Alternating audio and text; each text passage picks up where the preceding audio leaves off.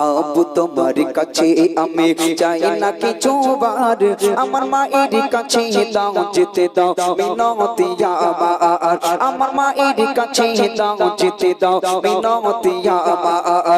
আব্বু তোমার কাছে আমি চাই না কিছু বার, আমার মায়ের কাছে দাও যেতে দাও মিনতি আমার, আমার মায়ের কাছে দাও যেতে দাও মিনতি আমার। বলো কি কারণে দেবী কবর, কি দোষ আমার,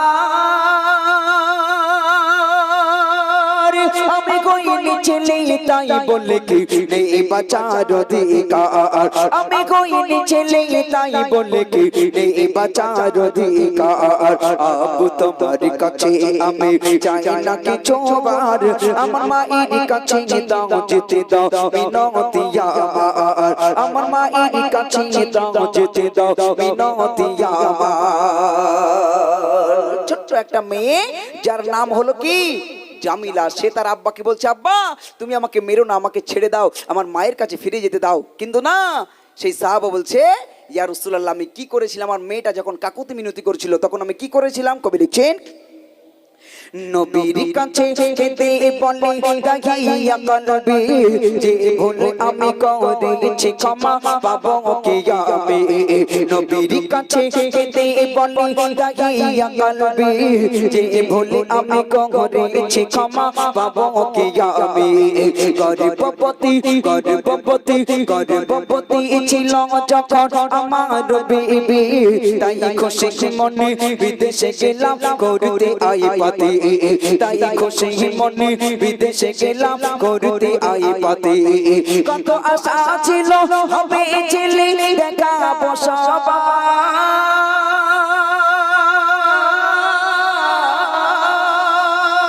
আমি দেশে ফিরে দেখিলাম আমার কন্যা, আমি দেশে ফিরে দেখিলাম আমার কন্যা। আব্বু তোমার কাছে আমি চাই না কিছু বার, আমার মায়ের কাছে দাও যেতে দাও মিনতি আমার, আমার মায়ের কাছে দাও যেতে দাও মিনতি আমার।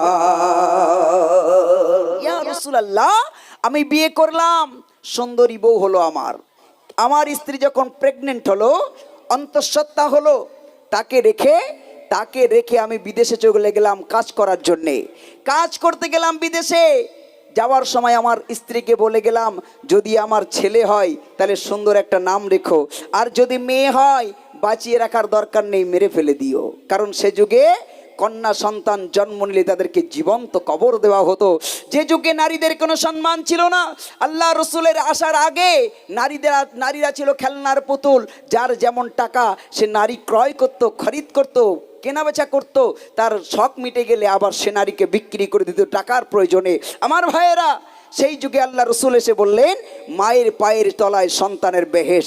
তারপরে দাইয়া কালবে বলছে, ইয়া রাসূলুল্লাহ আমি 4 বছর পরে বাড়ি ফিরলাম, ফেরার সঙ্গে সঙ্গে আমার গ্রামের লোকজনেরা বলল, দাইয়া কালবি তোমার তো ছেলে হয় নাই, হয়েছে মেয়ে, এই মেয়েটাকে এখনো মেরে ফেলে দেয়নি, বাঁচিয়ে রেখেছে, যাও তাড়াতাড়ি করে মেয়েটাকে মেরে ফেলে দাও, যদি মেয়েটাকে মেরে না ফেলে দাও তোমাকে কিন্তু সমাজে রাখা হবে না, তোমাকে সমাজ থেকে বহিষ্কার করা হবে।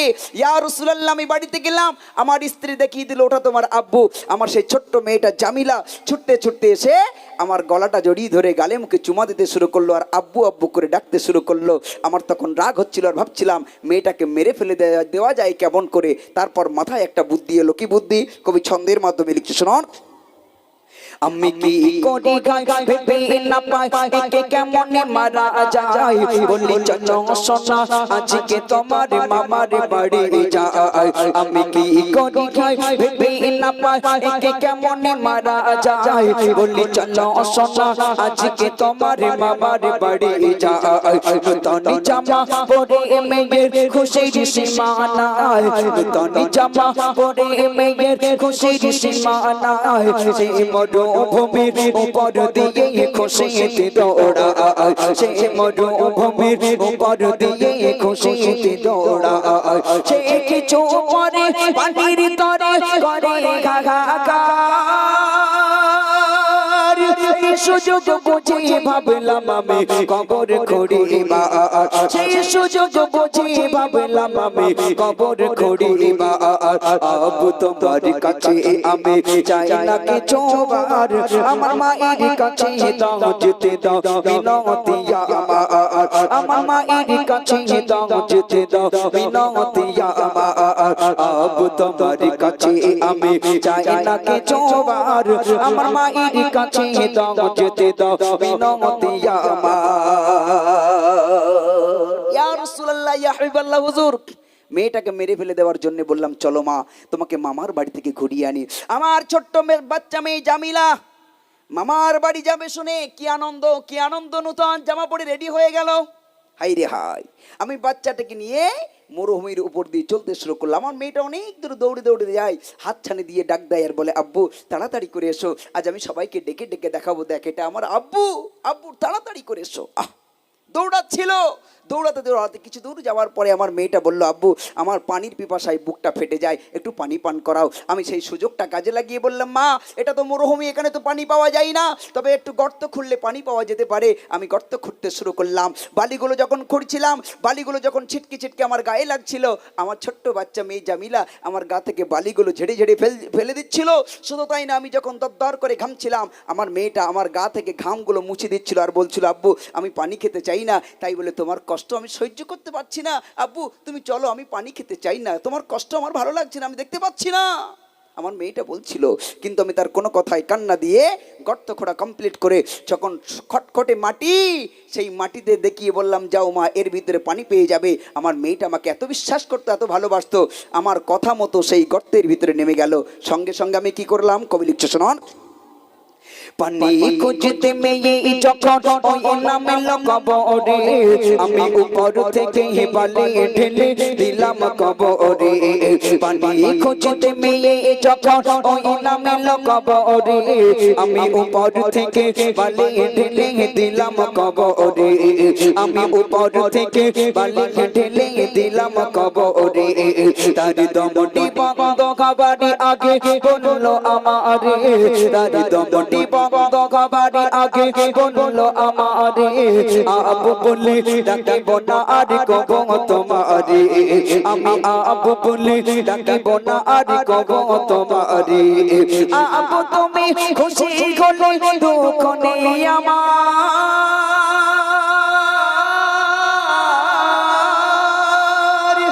আব্বু তুমি খুশি হলে দুঃখ নেই আমার, শুধু একটি বাড়ির জন্য মাকে দেখতে দাও আমার, শুধু একটি বাড়ির জন্য মাকে দেখতে দাও আমার।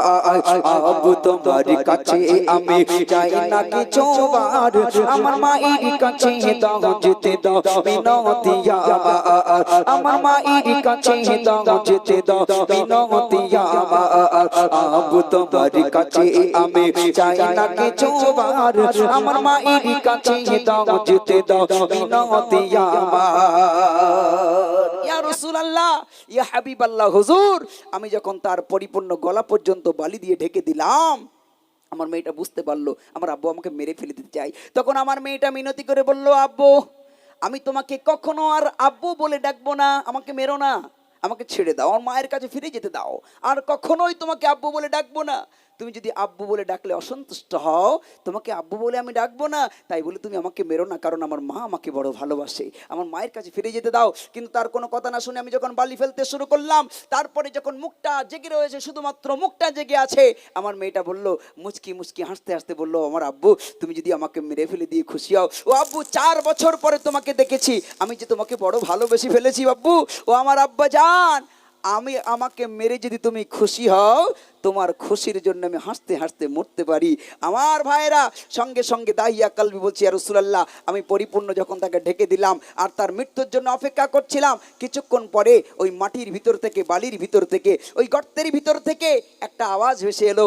3 বার আমার মেয়েটা ডেকে উঠলো মা মা মা বলে 3 বার ডেকে উঠলো। তারপর চিরজীবনের মতো আমার মেয়েটা বিদায় নিয়ে চলে গেল। ইয়া রাসূলুল্লাহ, এ ভুলের কি ক্ষমা আছে? নবী ঝরঝর করে কাঁদছেন, দাড়ি মোবারক ভিজে গেছে, বুকটা ভিজে গেছে চোখের পানিতে। তারপর শেষ কথায় কি হচ্ছিল কবি ছন্দের মাধ্যমে লিখছে শোনান।